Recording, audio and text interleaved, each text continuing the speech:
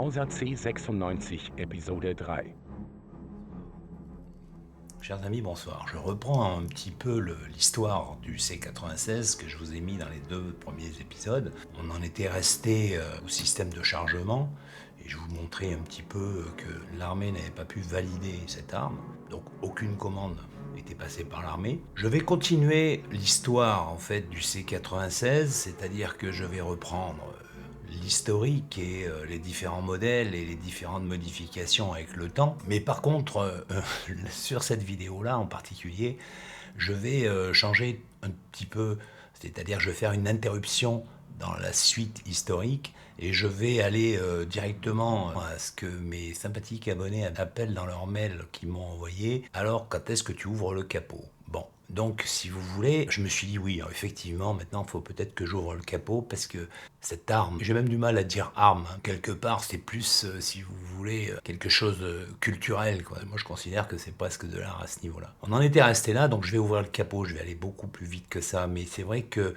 là, il faut que je me remette un petit peu parce qu'après les inondations que j'ai eues dans le sud, je me suis pris en plus une Fiat 500 en vélo. Peut-être un peu vite, mais je passais, j'avais la priorité puisqu'elle avait un stop, la Fiat 500. Mais à l'intérieur de la Fiat 500, alors je voudrais pas qu'on me traite de sexiste, je voudrais pas que MeToo s'en mêle, je voudrais pas que ceci, que cela, c'est la mode en ce moment. Mais dans la Fiat 500, il y avait en fait une femme. Cette femme était blonde. Bon, c'est les circonstances qui font que cherchez pas dans ces propos-là. Et elle était au téléphone portable. Elle s'est pas arrêtée au stop parce que bon, elle a vu un vélo, bon, ça serait un scooter, peut-être que je m'arrête pas non plus, une moto, je freine, une bagnole, je sais pas.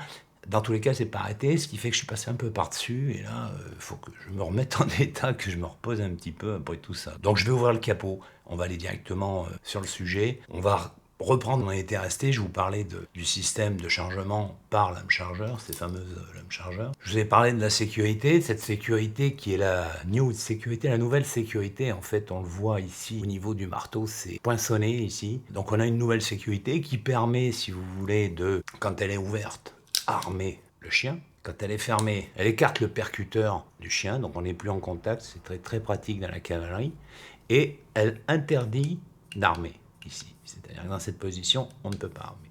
Voilà les fonctions de la nouvelle sécurité. Le démontage de cette arme, c'est une arme à vocation militaire au départ, donc il faut absolument qu'on suive le cahier des charges qui est établi à cette époque-là dans de nombreux pays, en particulier en Allemagne. Une arme militaire doit pouvoir se démonter sans outil. Aucun outil, à la limite peut-être un tournevis ou un couteau, une lame de couteau pour enlever ça, mais ça on l'enlève pas souvent. Donc il faut aucun outil. Ça, il faut que le concepteur de l'arme l'ait en mémoire tout au long de la fabrication, parce que sans outil, ça veut dire qu'il faut trouver des astuces, il ne faut pas qu'on ait des axes à sortir avec une massette et un chasse-goupille. Donc il faut bien étudier tout avant de concevoir là. Au niveau conception interne, c'est aussi complètement magique. Donc là, on va armer le chien. Et ici, on est dans une position où on peut commencer à démonter l'arme. Alors, en priorité, la première chose qu'il faut faire, c'est enlever le fond du chargeur qui vient avec son ressort et sa plaquette qui est absolument magnifique. Au niveau usinage, c'est vraiment quelque chose d'assez remarquable.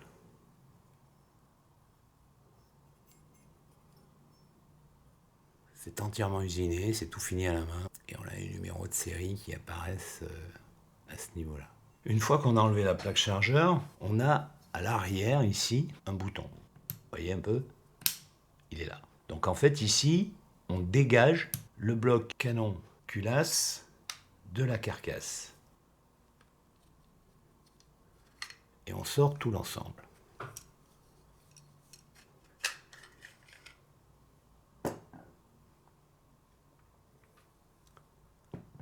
Alors je manipule avec précaution et on va s'intéresser à cette carcasse. Cette carcasse, comme je vous l'avais dit dans l'épisode numéro 2, elle est entièrement usinée dans un bloc d'acier. C'est-à-dire qu'en fait, on a ça, quoi. Un bloc d'acier comme celui-là. Et vous voyez un peu les épaisseurs qui sont tirées à ce niveau-là. Hein, sachant qu'on usine l'intérieur, on usine l'extérieur, tout est usiné en fait. Et on a une épaisseur qui est quand même assez... et on a même la trace des fraises en fait. On retrouve ici la trace des fresques à ce niveau-là. On a 4 traces ici. On a les traces d'usinage en fond de carcasse ici, au niveau du départ de la crosse. Le système très très simple de la détente, qui est monté avec ce ressort, avec le lâcher qui se fait à ce niveau-là. Là, on a toutes les traces d'usinage, en fait. On a les fraises qui sont utilisées ici. C'est assez sympathique, d'ailleurs, d'avoir ça. Vous voyez, bon, ça, c'est une fraise 3 dents, 2 coupes. Et c'est à peu près les diamètres qui sont utilisés. Donc, on les a à ce niveau-là. On a vraiment les traces d'outils qui ont été réalisés. Donc, celui-là, je l'estime à 1912. Et on a vraiment toutes les traces. Et on a les traces aussi de fraises sur les angles, sur les côtés, et dans le puits de chargeur qui est ici. Enfin, le puits de chargeur, le puits de munitions, puisque ce n'est pas un chargeur. Et à l'extérieur, on a l'usinage. Vous voyez, on n'est pas droit. Là, on serait droit, comme ça. Ils ont poussé le détail ici, à donner une espèce de forme prononcée, un peu devant arrondi, quelque chose un peu comme ils disaient sur les sous-marins à l'époque. Donc on a un usinage forcément, et à l'intérieur c'est pareil, c'est-à-dire que vous n'êtes pas rectangulaire ici, il faut que ça suive exactement les angles, tous les angles, parce que ça c'est sorti dans du massif aussi, il ne faut pas l'oublier.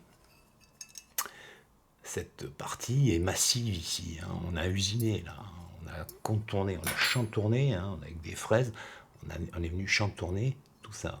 C'est quelque chose qui est assez surprenant, mais tout ça c'est usiné. On a usiné ici aussi à l'intérieur. Après on a tout arrondi, alors ça se termine tout à la main. Après on a usiné ces petites surfaces là qui sont là pour donner un peu d'esthétique, pour enlever la lourdeur de cette masse, qui sont sur tous les C-96, sauf les 5000 qui ont été fabriqués pour l'armée italienne, qui n'ont pas ces usinages-là.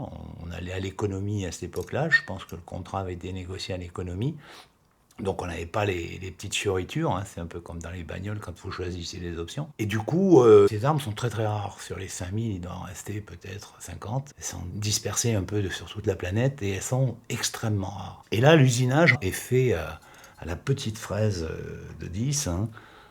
Ici, on a des petites fraises qui vont chantourner tout ça. Et on va avoir des passes successives, et on les voit d'ailleurs, les passes successives. On a d'ailleurs sur cette face quelques irrégularités de passe que l'on voit à ce niveau-là. Les fraises n'ont pas fait complètement, sont pas repassées complètement, mais on voit bien le diamètre des fraises.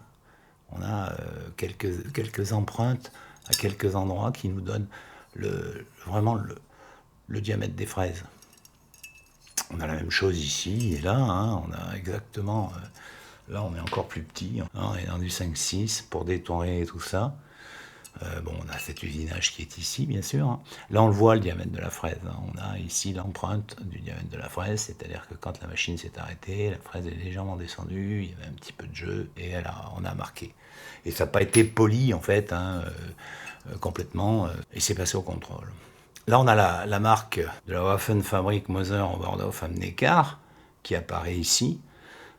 Donc, il n'est pas toujours présente sur tous les modèles, mais ça on le verra quand on va regarder tous les modèles qui arrivent.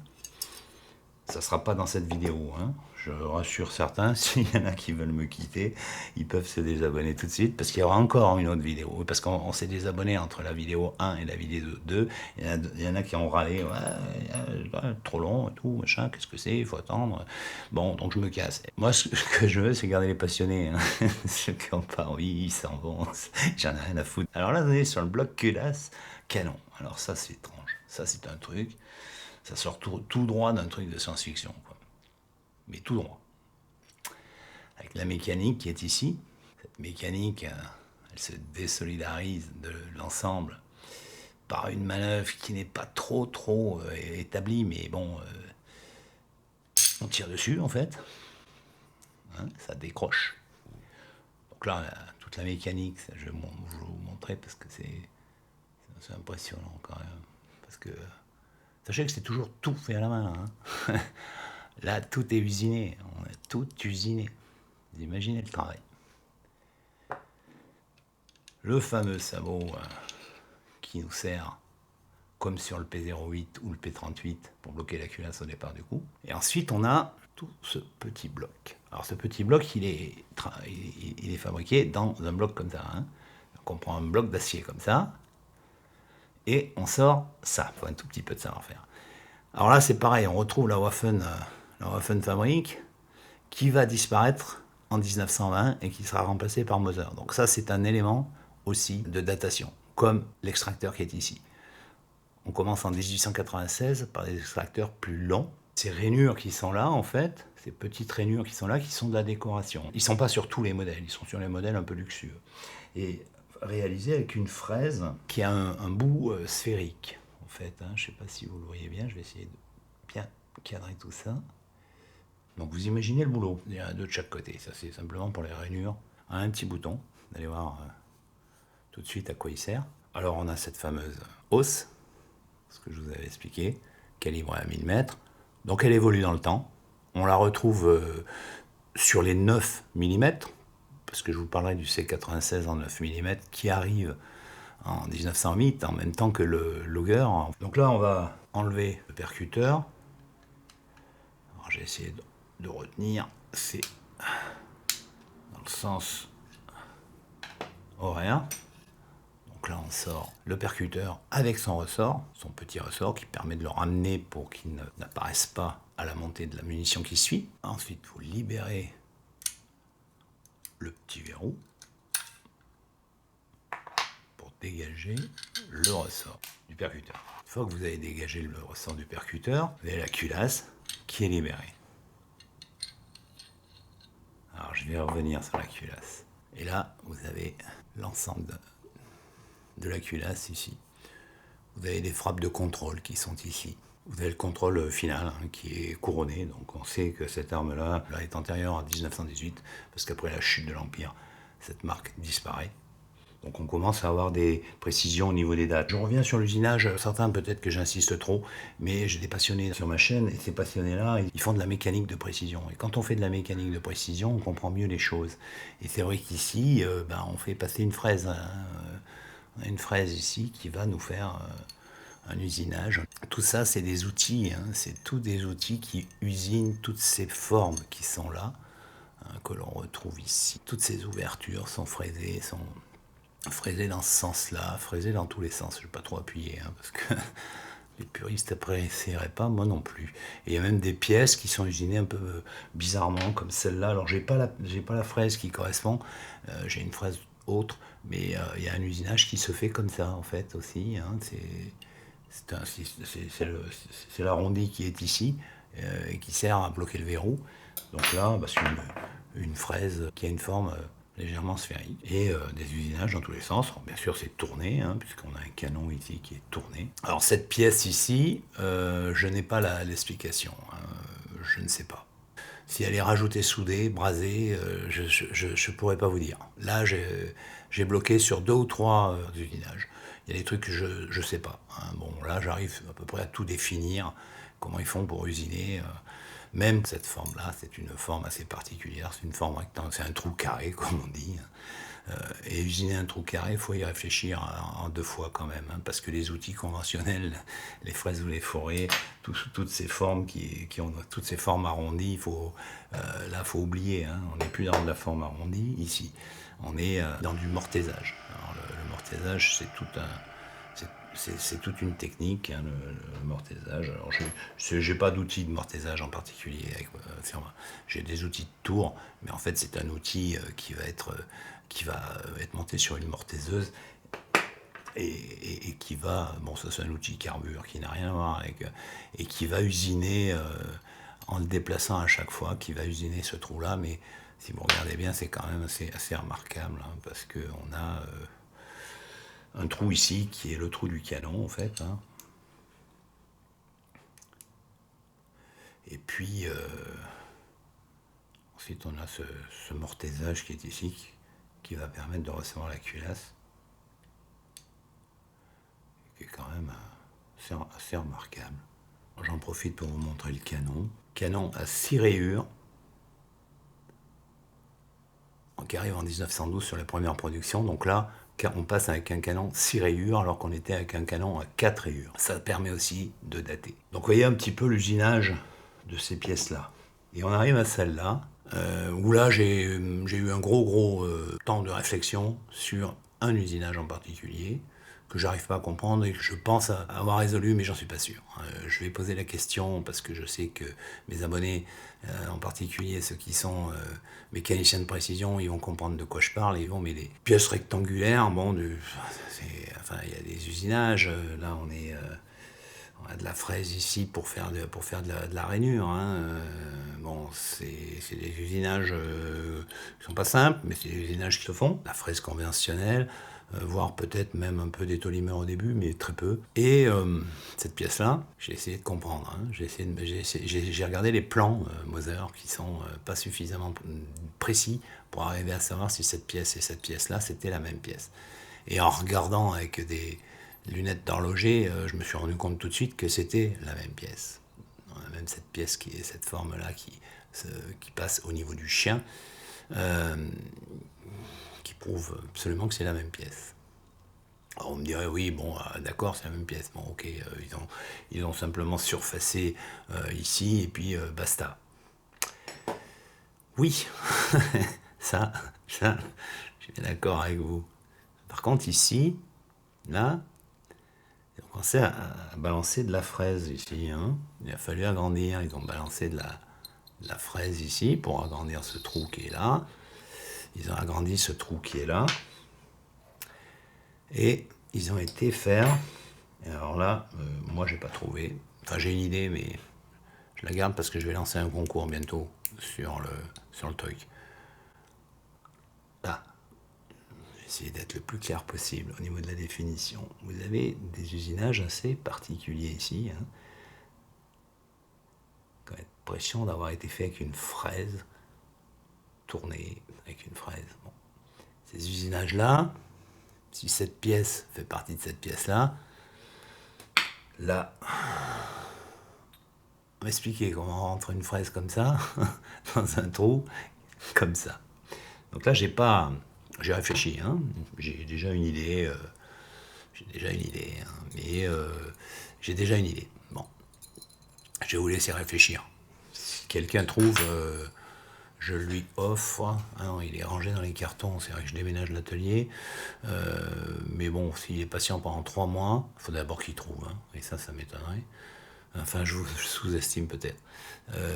Je vais peut-être avoir une bonne surprise. Mais pensez-y, c'est vraiment le truc, moi j'ai pas compris. C'est un truc un peu particulier quand même. Eh ben, il y a un truc là. Il y a un usinage, je sais pas comment ils ont fait là. Ça reste en suspens. Celui qui trouve, alors je peux pas vous offrir une arme parce que vous connaissez la législation mieux que moi. Mais j'ai une réplique de P38 qui n'a jamais été utilisé, mais c'est tout dans des cartons parce que je déménage l'atelier. Donc le temps que je me mette en place, ça sera pas avant mars ou avril 2020.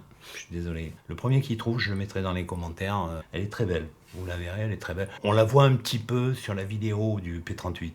On la devine, elle est là sur la droite. Et là, on a cette fabrication-là qui est quand même assez remarquable. Donc là, on a le système d'arrêtoir qui nous a servi de bouton tout à l'heure. Alors il y a une chose que j'ai oublié de vous dire, qui est très importante, tant que j'y pense, le ressort de la détente qui est ici, vous le voyez, il va être utilisé aussi pour le bouton de la plaque chargeur qui est ici, avec un axe. Ouais.